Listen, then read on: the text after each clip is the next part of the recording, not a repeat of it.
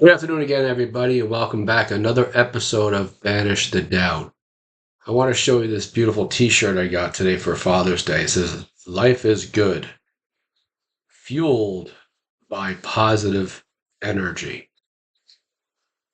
Yeah, that's what I want to talk about is positive energy here in our minds. It's Sunday night is Father's Day. And once again, happy Father's Day to all the fathers out there. You know, none of us are given this rule book when we come into this life on how to navigate this thing called life. And lots of us we're born into this world and we're led down this path by people who, you know, didn't know any better. They tried their best, but societal norms, things of that nature, you know, they didn't know what they were doing or how to act, more so how to react to this life. So I want to read a story that really helps to sort of encapsulate this. And I'm also going to show you an example that Bob Proctor did that I felt that was just very profound, and it really sort of drove home this point. So I want to tell you this story that I heard.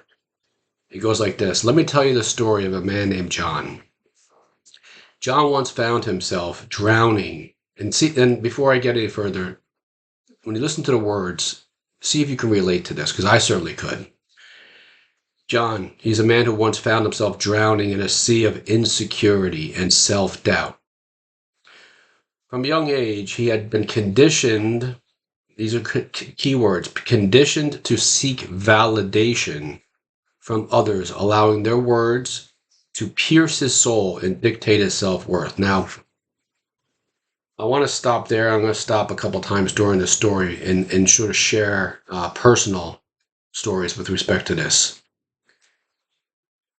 I remember as a young boy, and you just watched my video from earlier today, you'll remember that our brains, the more emotional the circumstance in our life, the more we take a picture. Our brains take a picture of an event, and that gets embossed in our minds, in our brain. Okay. So I was a young boy, I don't know, I guess in grade school, obviously, coming home from school one day, and I was coming up the steps, and when I got to the porch, our porch was set up where the glass was right there, the living room. You could look right into the window into the living room. And as I was walking towards the front door, there was the living room, and it was in the afternoon, and a soap opera was on TV. So I just sort of, as a young boy would do, made a comment. I said, "Oh, um, soap opera's on. Grandma must be here." Fairly innocent, right? My mother was very upset. "How dare you talk about your grandmother like that? She could watch whatever she wants." She really kind of lost it. And obviously, as you could tell, that stayed in my mind. Just, disappointing others, making other people upset. So that seed was planted in my head. So I'm going to go on with this because this is what it talks about, the story of John. So he was drowning in a sea of insecurity and self-doubt. From a young age, he had been conditioned to seek validation from others, always allowing their words to pierce his soul and dictate his self-worth. So in that moment, I felt like I made a mistake. I felt guilty, and self-worth kind of came down. John's life was a constant struggle to please everyone around him, contorting himself into different shapes to fit the mold others had cast for him. He lived in fear of judgment, criticism, and rejection, constantly walking on eggshells, terrifying of offending or disappointing anyone. Now, how many of us have been, raised this way by one or both parents, that we're afraid to upset anybody, especially if you were born into a family where there was substance abuse, where you're walking on eggshells because maybe mom or dad or both had they abused substance. That was their escape. That was the way they got out of the struggles and the frustration and the challenges in their life. societal norms. They were led to believe that you take this drink, you take that drug, and you escape, you get away from what's bothering you. But we don't understand the effect it has on our family, it has on us, and then by extension, our family. So he was always walking on eggshells, living in fear of judgment, criticism, and rejection, constantly walking on it, terrified of offending or disappointing anyone. Not advocating, excuse me one second, not advocating for himself. Archie wants to make an appearance in our video. But one day something shifted in John. He stumbled upon a profound truth. So watching videos, right? Reading a book, getting around certain people, listening to certain things. Um, it would forever change the course of his life.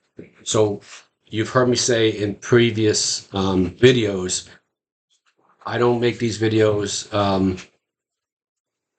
with any type of assumption or condition that I'm going to change anybody's lives by doing this. I'm just simply sharing what I've learned, personal stories involved.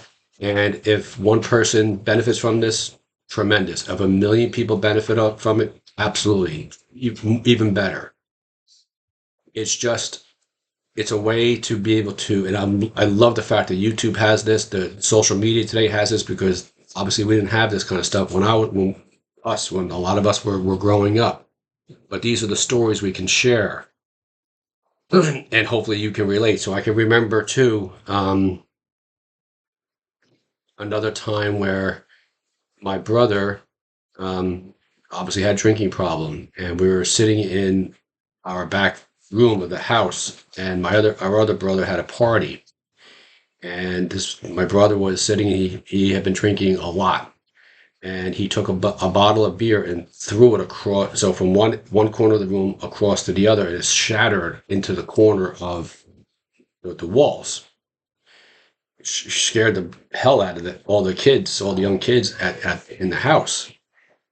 This is how he escaped, and that frustration, that anger was coming out of him. And how many of us have we heard of or learned or know of, or even ourselves? This is what comes out. I heard a great story once where it said, if I took an orange, right, and I squeezed it, what's going to come out? Orange juice. Obviously, right? That's what's inside. But it's not going to be prune juice. It's not going to be apple juice. Once in a while, maybe grapefruit juice. It's going to be orange. That's what's inside. So when we are under pressure, what comes out of us? What's inside? So watching these videos, listening to these types of stories, hopefully is a way for us to start to understand what's inside and replace that with love and kindness and forgiveness of self. So I go on. He stumbled upon this profound truth, forever changed his life. He realized, now here's the key, that a profound truth. He realized that the power to shape his reality had been within him all along, and the opinions of others held no dominion over him unless he allowed them to, with this newfound the opinions of others held no dominion over him unless he allowed them to. With this newfound understanding, John embarked on the journey of self-discovery and transformation. He began to consciously cultivate a mindset of detachment, where the words and actions of others no longer held the power to disturb his inner peace. At first, it was a challenge. Old patterns and insecurities resurfaced, tempting him to retreat back into his shell of self-doubt. But John persisted. He persisted in reminding himself that he was the architect of his own reality, and that the only approval he truly needed was his own. Gradually, a profound shift occurred in John, and he found himself navigating through his life with a newfound ease and grace. Criticism and negativity no longer pierced his armor, for he had built an impenetrable fortress of self-assurance and inner strength as he embodied this mindset of being unbothered. As he embodied this mindset of being unbothered, doors began to open in his life. Opportunities that had once seemed out of reach now presented themselves, and he navigated through them with confidence and poise. Another personal story.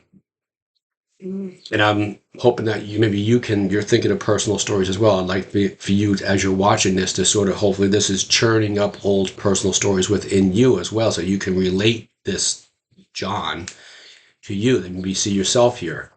So I was, I guess, my early 20s, and I had the opportunity. I had a landscaping business, and I had the opportunity to purchase another person's business. He was going out, and he said at the time it was about $2,000. I didn't have the money. So I went to one of my family members, and he told me no. He said, I'm not going to give it to you. I'm not, no. Crushed me. Self-worth, self-assurance, self-esteem, self-confidence, down. The opinions of others held sway over me. I allowed his opinion of who I am to dominate mine.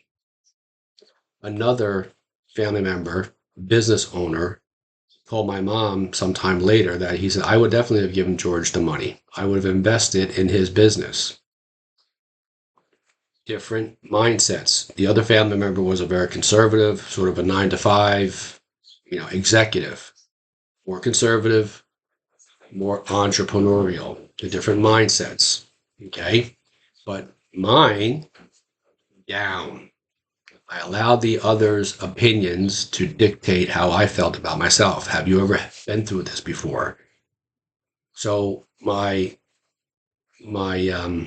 objective in these videos is to be able to um, get through, put this message out there that we no longer look for approval outside based on what we want to do with our life. You see, my friends, the circles, I'll do it this way.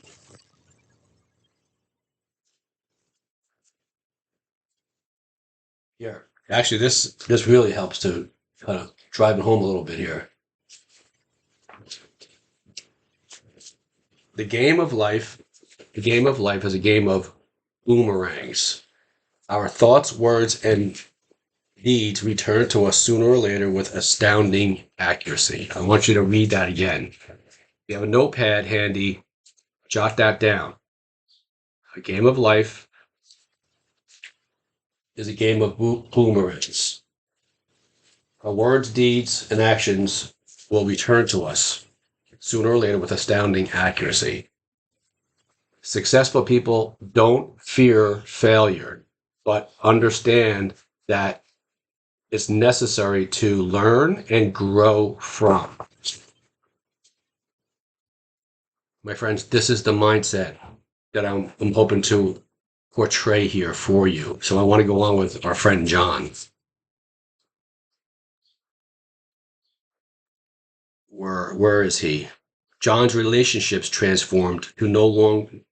Also, his relationships transferred also. No longer did he seek validation from others, for he had found it within himself. He attracted kindred spirits who appreciated and celebrated his authenticity, creating a truly fulfilling circle of love and support. In the quiet moments, this is key, ladies and gentlemen. Key. Now it's later in the afternoon on a Sunday on Father's Day. Soon we'll be going to bed later on. Quiet moments. When John looked into the mirror, he saw a man who radiated self-assurance and inner strength. He had become the master of his reality, unbothered by the opinions and judgments of others, and fully empowered to create the life he truly desired. Within each of us, ladies and gentlemen, lies a profound and creative power of a force so potent inside of you and I. Lies profound and creative power, a force so potent It can mold the very fabric of our reality. Yet so often we surrender this power to external circumstances and the opinions of others, allowing them to dictate our sense of self-worth and shape our experiences. My friends, it's time to awaken to the truth that we are the masters of our destiny. I want to share this. This is what Bob Proctor did. Okay. I want this to represent the inner strength, that inner power that we have within ourselves. It's there, it has always been there. I want this to represent us, our thinking. So here's the power that it radiates that's inside of us. Yet here is the who we are. This is our thinking. This is us allowing others to dictate. This is us when we say, I want to start a business, and others say, it's not going to work out. Most businesses fail within the first 2 to 3 years. Okay. Us listening to others, the judgments and the opinions of others, us gossiping. Okay. Understand this represents who we are on the inside. This is who you are on the inside. This is who you are now, allowing the others. Okay. But when we let go of this, we're left with just this pure love, pure truth. Okay. We listen to this. This is who we become. I heard a story once about Bruce Lee. Bruce Lee, for some of you who maybe a little younger don't remember, he was at one time the greatest martial artist in the world, and also on TV. People would come to him and say, Master, please, can you teach us how to become like you? What do we need to do? So he would take them to his gym, and he would go through his routines. He would sit them down at a table, and on one end, he would put this glass like this. And on the other end, he would put in front of him, he would put the glass. And the other end, in front of the person, he would put this glass. Okay, like it was Coca-Cola, and then it was this glass of water. What he said to them was, you want me to give you what's here, what I have. He said, but I can't, because your glass is full of what you're thinking, what your thoughts are, what your truth is. This can't get into that. He said, when yours becomes like mine, then you'll learn as I have. What I want to show you is this is inside of you. It's inside of me, has always been there, and always will be. But we allow it to be clouded, okay, by circumstances. Now, I want to also show you this as well. If I take some of this, what we're learning tonight, and you put it in there, okay? Now, to the untrained eye, that looks exactly the same, does it not? Right? But if I put more into it, it still looks the same, but it's not. Your mind, what you're listening to right now, has been forever changed, just like our friend John. But it's changed right now. If you're dealing with substance abuse, or you're in a relationship, or you're dealing with something maybe with health issues, you just tell yourself what I just shared with you with the story, that you no longer are that person. You're no longer that person. See, we change in every moment, but we don't see. We see with our senses. And when we see with our senses, we think, it's not working out. Because the people we surround ourselves with are the same people who have the same type of thinking. We can't not do that, because it's who we are. Who we are, we attract. Like attracts like. But once you start doing this, once you start to live by the creed of deny the evidence of your senses, what you can see, how you talk, what you can see, what you can hear, deny the evidence of that. Don't ever seek out advice from anybody. judgments. Don't anybody wants to judge you or opinions about what you want to do, who you want to become, the book maybe you want to write, the new relationship you want to get into. If you're thinking about, I don't know, you went this weekend, you went to the ocean, you went down on the ocean, you see the houses, and you think, I would love to have that house one day on the ocean. Have it. You've got to see it, but not with this eye. You got to see it here. You have to see it in here in your heart first, because the person who owns that house saw it here first in their heart. They saw it in that, not with this eye. They saw it inside. See that. Be that person. Declare, yes, I own that house.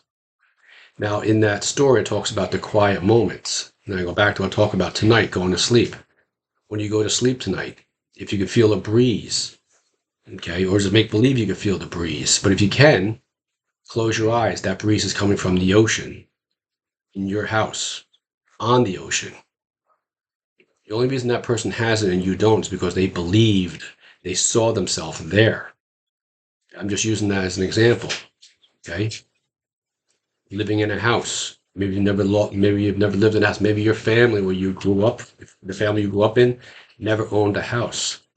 But you're going to sleep tonight and you're going to wake up tomorrow in your house. You're here. It's not here. It's here. Okay. You don't see it. I don't care if you're waking up and when you could sit and open the bathroom door and also hit the kitchen at the same time, and then turn around and there's your bedroom. I don't care if it's that small. You see your house. You see yourself living in your bedroom and it's upstairs and your kitchen is downstairs. It's an open concept. And you go down from there into the basement that is finished. You look outside and there's a Mercedes in the driveway or BMW or whatever kind of car you want. It's your car. It's your house. You've got to see it here before this. You don't look at this. Don't look at things as they are. Look at things as you want them to be. That's the power. Okay? That is this. We're getting rid of this. It's a process. It hasn't happened tomorrow. Or shall I say, it happens right now, but we can't see it. Okay? Just like anything you see, the Empire State Building, okay? Michelangelo, David, it wasn't there physically. People couldn't see it. Like Michelangelo saw it. He saw David inside the marble. Okay, see the David that you are inside the marble. Don't see anything else. Okay? See that. Don't live by the opinions and judgments of others anymore. Criticism. Just detach yourself from them and from that mentality and that mindset. Detach yourself from it. For as you do, and the longer you can hold to that, the vision that's inside here will start to crystallize. You're going to start to see it. If you're dealing with substance abuse, get help for that if you need to, but see yourself as sober. Okay, see yourself walking, interacting with people, whatever, yourself. Look in the mirror, tell yourself and verbalize it and personalize it. Say, hey, you, George, you are worthy of being sober. You're deserving of being sober. Whatever else it may be, you're deserving of that life of owning a house. You're deserving of getting that college degree, that advanced degree, whatever it may be. That's what I'm talking about. You have this within you. It's within you, me, everybody. We just can't see it, but it's here. That's what I want to talk to you about. This is my passion for you watching this. You you discipline yourself. If you have to wake up an extra hour in the morning earlier, then you do it. But you take that time and you sit and you're quiet. And there's talked about in the story, the quiet moments. You close your eyes and you say yourself, you see yourself as that. You're grateful for it. I am so grateful now that I am living in this house. I am the owner of this company. I am driving that car. I am now in this healthy relationship. Okay. I am no longer the person who loses his or her temper at the slightest whim that these things go wrong, whatever it may be. You're so thankful for it. Okay. And if you're dealing with health issues such as high blood pressure, whatever, it starts to come down. Why? Because your body is going back into homeostasis. It wants to get there, but it can't get there. Okay. Because of the thinking, the clouded thinking. This is what I'm talking about. So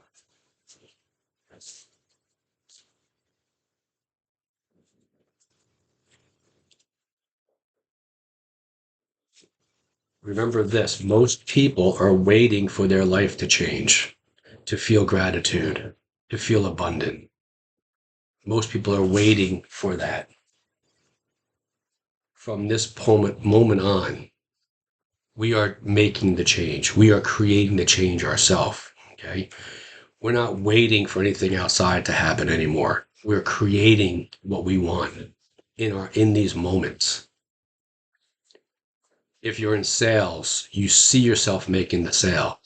You understand, and then maybe you haven't understood this, and if you haven't, you're going to understand it now, that each time you put forth the effort, it's not about crushing it, it's not about grinding, it's not about closing anybody. It's none of that. That may sound somewhat paradoxical to you. It's none of that.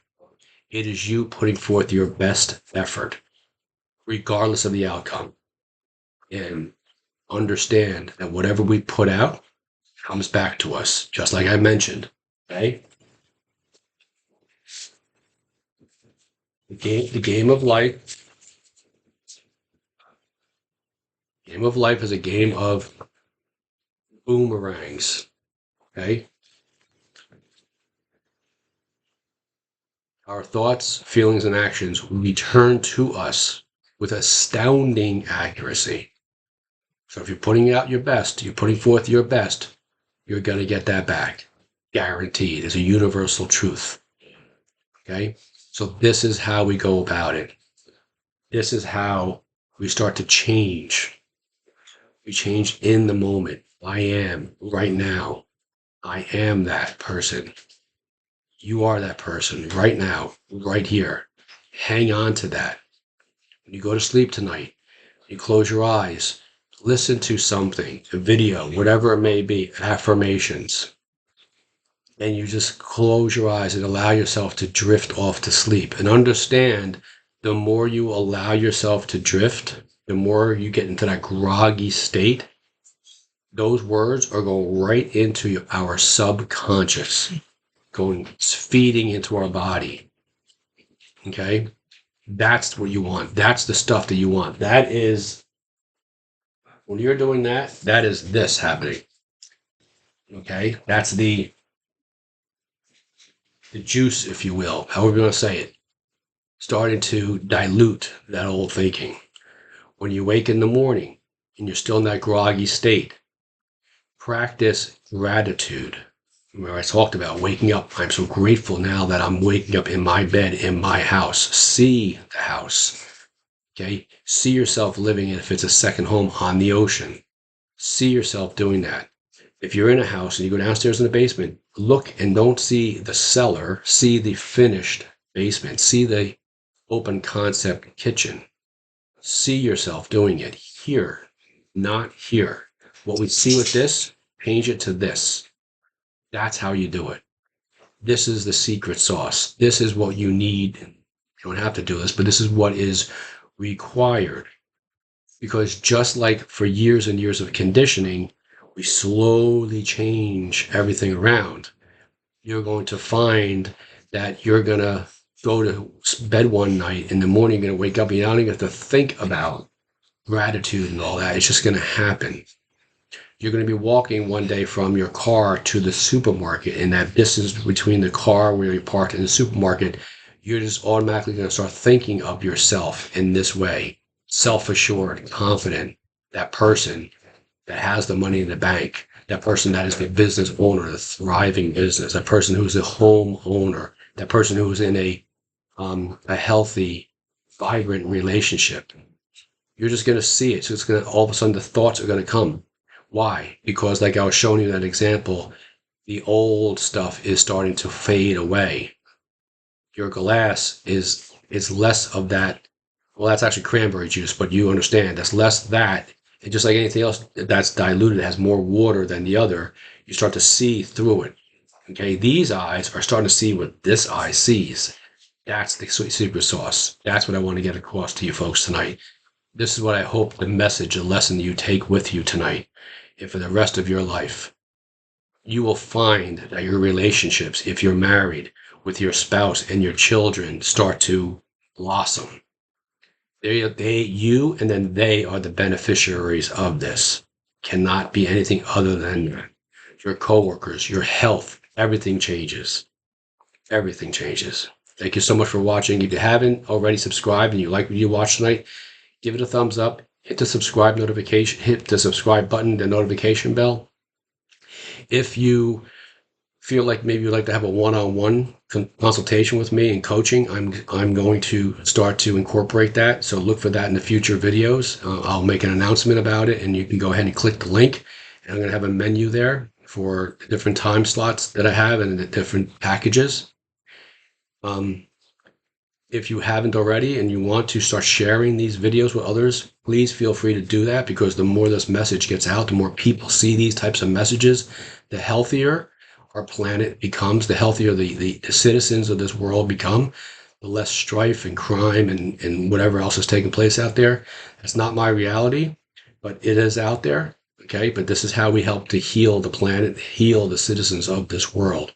Thank you again so much, everybody, for watching. I appreciate each and every one of you, and I will see you guys again. Remember, life is good.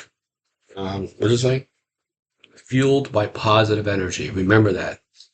Okay, thanks very much, and I'll see you guys the next time.